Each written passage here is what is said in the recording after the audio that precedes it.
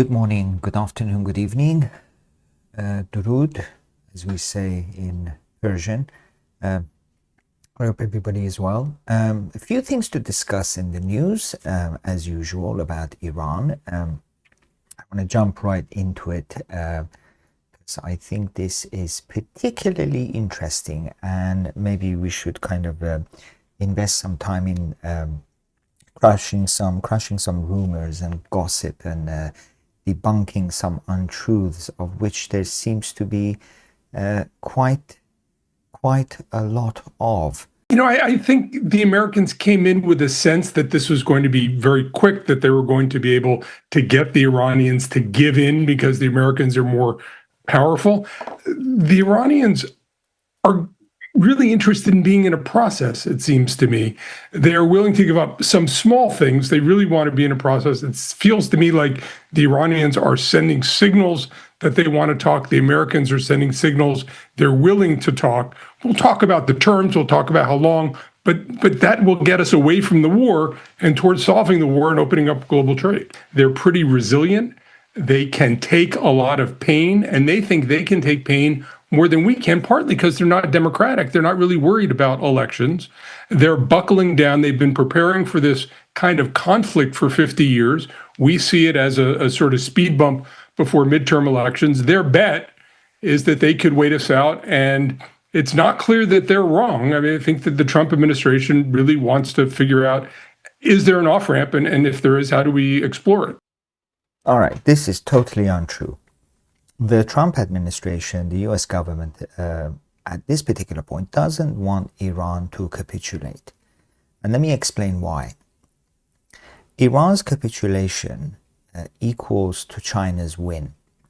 Remember what I said before, the whole point of this war wasn't just to behead the Iranian Islamic regime and the IRGC and liberate Iran. Yes, that is a very delightful and welcome side effect to it all. But there's a larger issue here at play. Actually, there are several larger issues here at play. But if Iran surrenders in any shape or form to the US, it would mean that there would be a normality that would cast itself over between the relationship of China and Iran, and predominantly China's role and relationship again in Asia, in West Asia, and globally. The US doesn't want this. The president doesn't want this. The Iranian people who are against the Islamic occupation of Iran and the IRGC don't want this either, and neither do you. This would be a tremendous mistake. Any kind of surrender would be catastrophic. Now, what you're hearing from these politicians or analysts or news media, and by the way, there seems to be a lot of investment by Indian media towards Iran reaching some kind of peace deal. Now, this is something that you can kind of read into. India has a lot to gain by the Islamic Republic staying in place, because for one thing, it can buy much cheaper oil from Iran, crude oil. But let me go back to the point that I was trying to make. The Islamic Republic wants to kind of reach a compromise deal with the United States. But of course, that compromise deal has a lot of conditions. One of them is that they only want to stop enriching uranium for 5 years, which would mean that after the 5-year period, Iran would return to the enrichment of uranium and its subsequent quest for atomic nuclear power. So that's one of the conditions. The second condition is that Iran wants a huge amount of reparations, war reparations from the United States.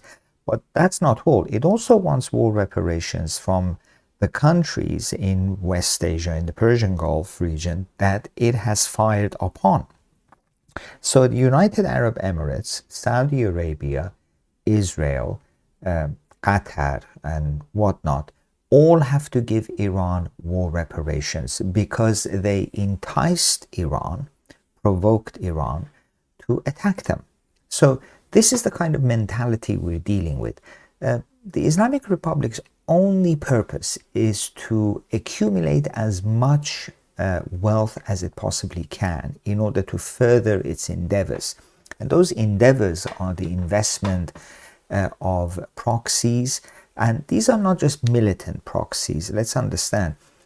They invest in proxies that are active very quietly, under the radar, below the current, in amongst populations and in societies least suspected. And their participation in these societies is to undermine not the political status, but what could become the political status. So let's assume that the Republicans and the MAGA movement stay for another term. Well, their policies would become more entrenched within US economy, US politics, and US society. They don't want this, and they predominantly don't want this because it seems that an unspoken agreement has been reached between the Islamic Republic and the likes of the Democrats, for example, whereby they will provide them with the bedrock of winning elections and staying in power, which is what the Democrats ultimately want as well. It's the quest of any politician, let's face it. In return for them being able to have a foothold within their society, of course, unknown to most Americans and most other, well, certainly European countries and so forth, is that this bedrock will eventually grow to become substantial, uncontrollable, unstoppable. At which point you can kiss your country goodbye. So that's what's happening right now. Some other interesting developments, well, not really developments, they're continuums, if you like, from the European side, and that is that the European countries are so against the Donald Trump administration that they will, they will follow the devil into the depths of hell in order for him to fail. Because the president has threatened NATO and has threatened their bread and butter in some way, and they're totally against him. So the enemy of my enemy is my friend type of principle. So they believe that if they somehow be a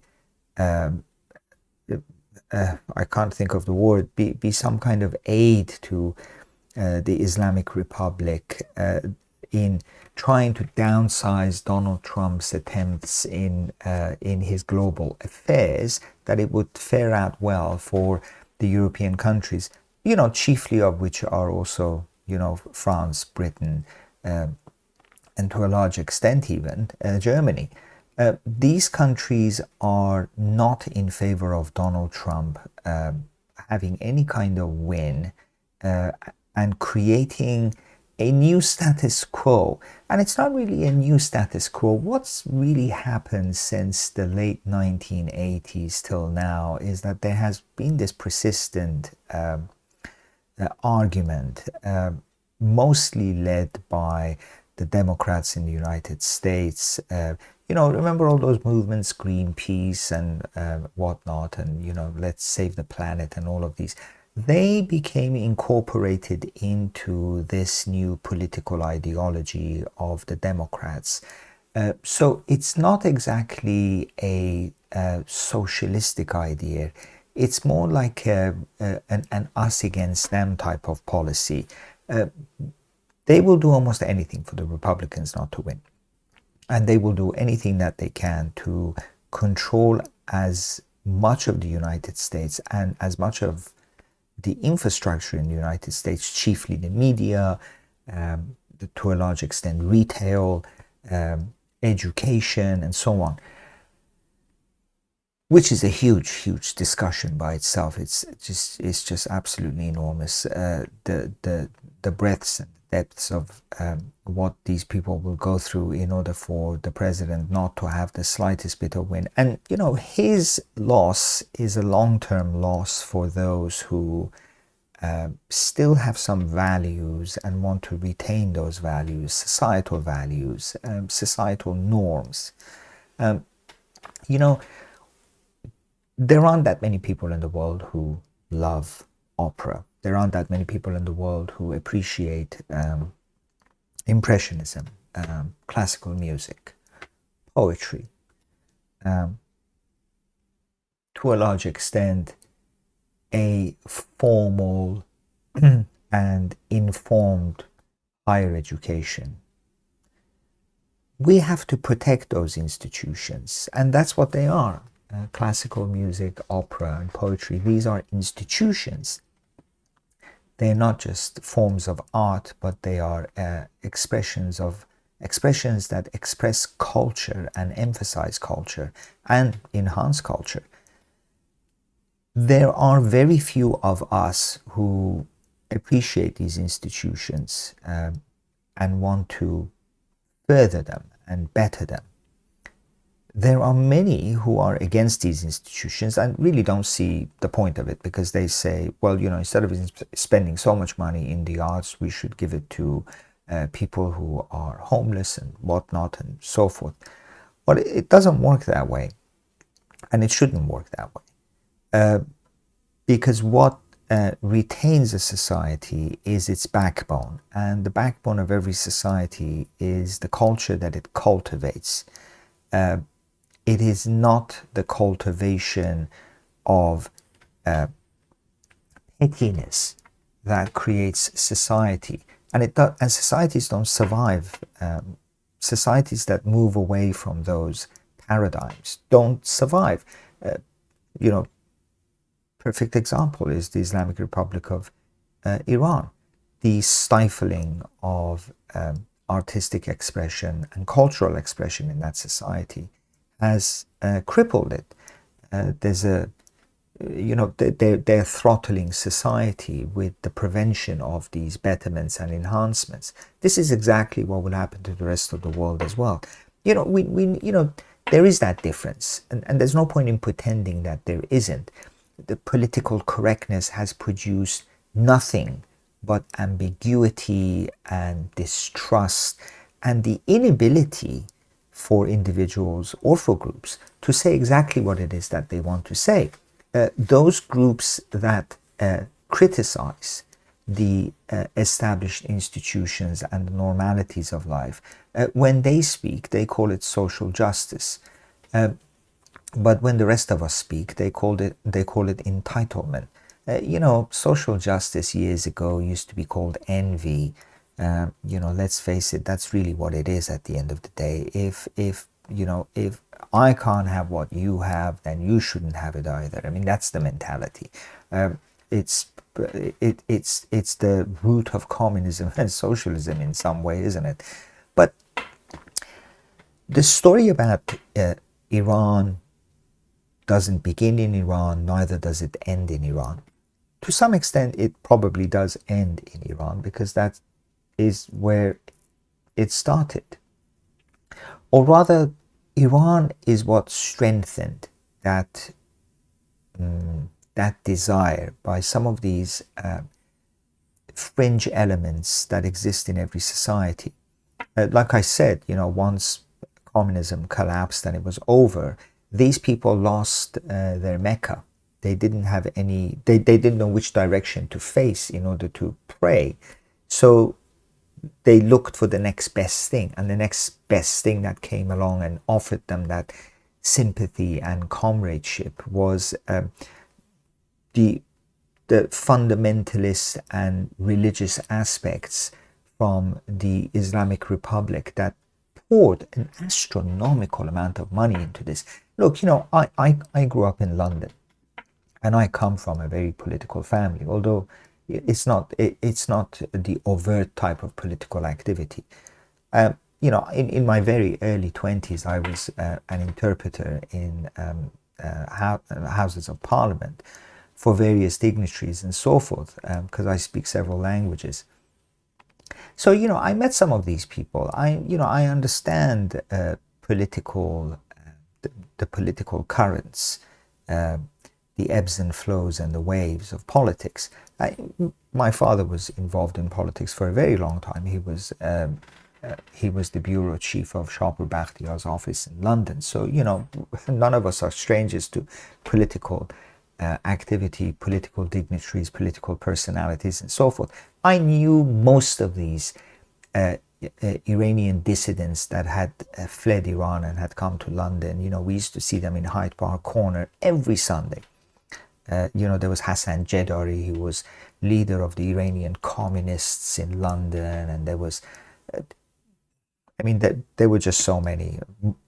I've forgotten some of their names. This is going back, 40 years, 40 odd years. But my point is that I've kind of grown up around this climate. I am able to recognize certain traits within personalities. And that's also true for policies. What I have always said is that, the Iranian regime will take the world to a brink where they will have to decide to either claw and fight their way back or just surrender and fall over the cliff. We're at that point right now. And what we do from this point on is vital. Iran will not surrender, even if it wants to, because it won't be allowed to. I don't see the United States having invested so much manpower in that region and just bring them all back, only to take them back there in a couple of years' time or in 3 years' time. I don't think that's what's happening.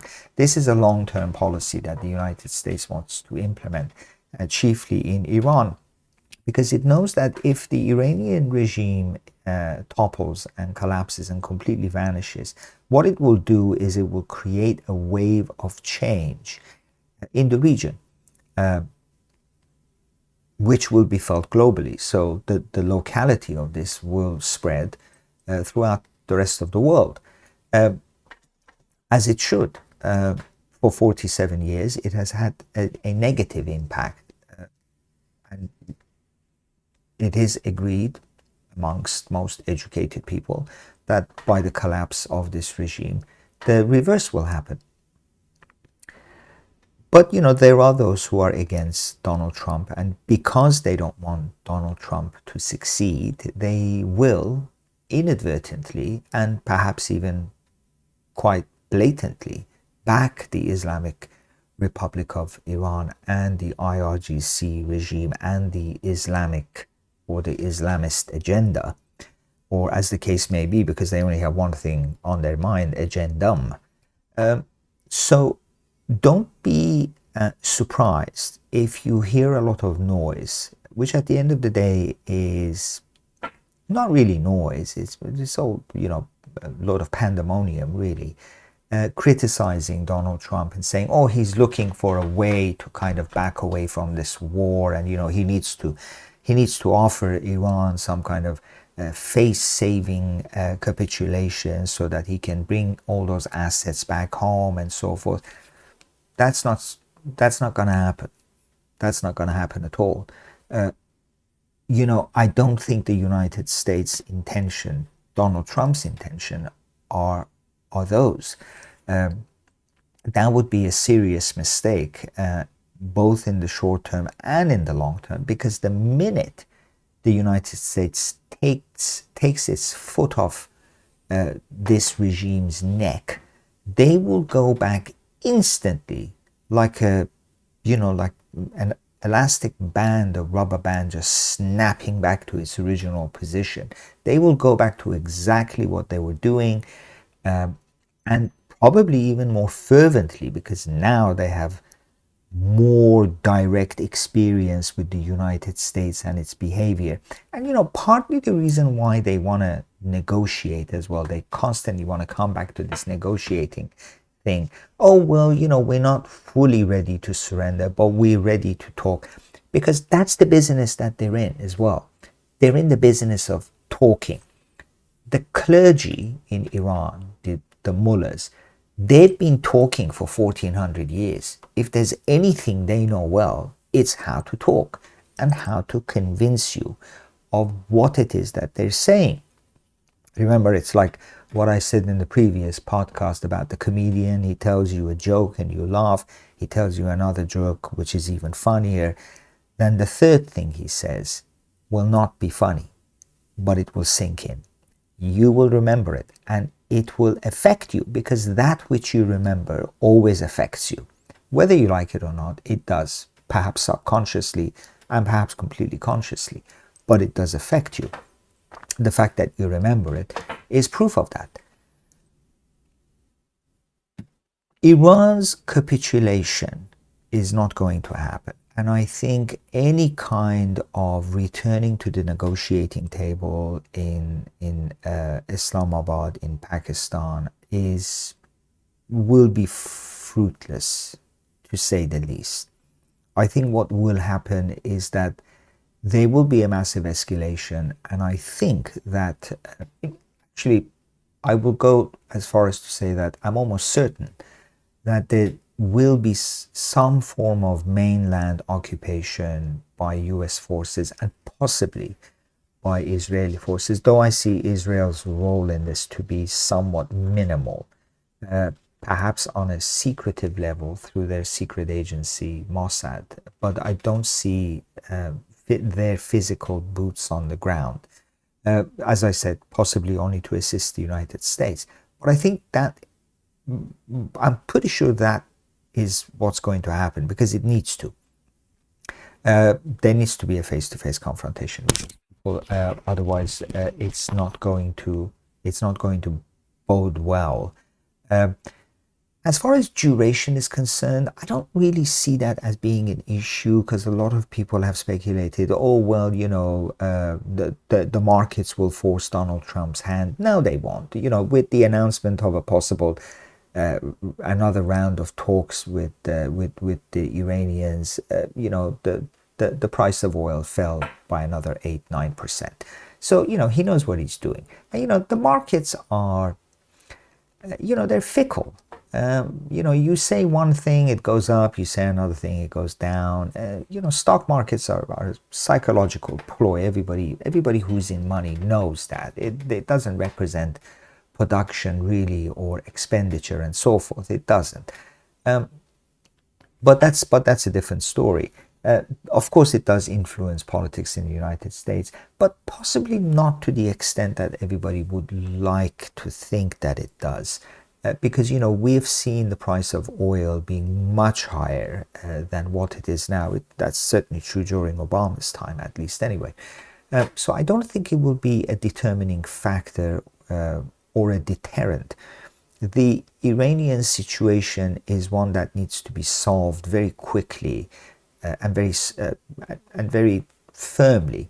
And I think that the President of the United States is certainly on the right track, and I don't see him swaying from that path. Although, like I said, you will hear a lot of things. You will hear the news of India saying one thing. You will hear, Erdogan in Turkey saying something else. You'll hear Putin and, China writing a very strong worded statement against our agreements are in place with the Iranian government for purchase of oil and this and that. No, they're not. And anyway, what is it that you think you can do about it?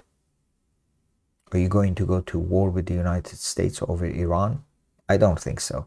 China may be complacent, but they're not entirely stupid. At least I hope not. China has its eye on other things. Iran is not one of them. Iran was a means to an end. And it's quite clear to China that that mean is at an end, if not completely gone.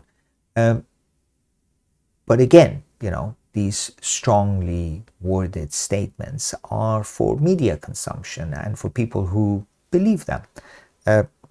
It's up to you what you believe and what you don't want to believe. But it's difficult to convince anyone of the actuality of things when they have little experience of actualities. And that's a kind of bold statement by me, because I'm not going to prove it or disprove it, but those of you who can understand that type of conversation will know exactly what it is that I'm saying. 50,000 people killed by the Iranian government, possibly more, countless executions, daily executions, we don't know how many. And a few days ago, the United Nations saw it fit to back Iran's proposal to be on its human rights panel, backed by some European countries, including the United Kingdom. Well, I mean, what else can we expect from the UK? I mean, they've given the world the BBC, haven't they? We can't really expect anything less from them. Of course, countries like Britain stand to lose if the Iranian regime changes. They lose abundantly. All that money that is laundered through London will disappear. And London is the center of money laundering, or at least one of them anyway.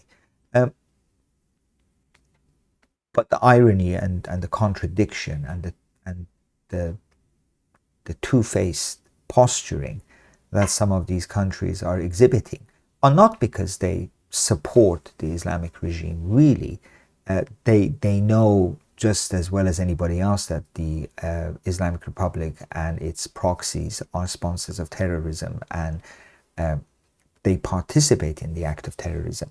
Their main issue is that they are against US policies at the moment under Donald Trump, and they want to make it as difficult for him as possible, just like they did during COVID, right?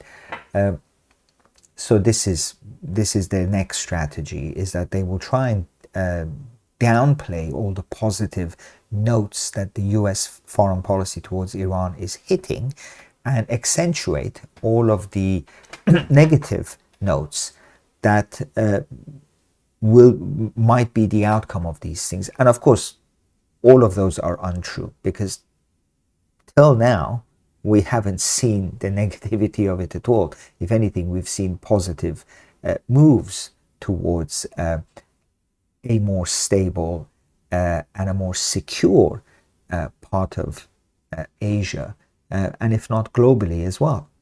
So these are some things to bear in mind, and you have to be very stringent about this.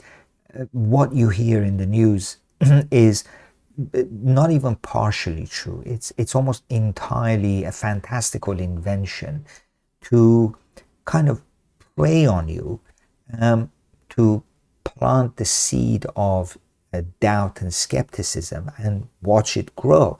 And it's easy for that to take root and grow very, very quickly, because you go to the supermarket and you see eggs have gone up by 50 pence or 50 cents or even $1, and then immediately your mind snaps back to those criticisms of what's happening, and you make that association. But don't do that, because that's not the reason why this inflation is occurring. Because remember, we've had inflation occurring since 2020, 2021, and there was no war with Iran at that point. So don't make those associations. Those are incorrect associations. But the mainstream media and the political apparatus that's against this current policy will kind of provoke you into thinking that way and making those associations. But that's not true at all. And I think most people should be excuse me, most people should be wise enough and astute in order not to make that connection.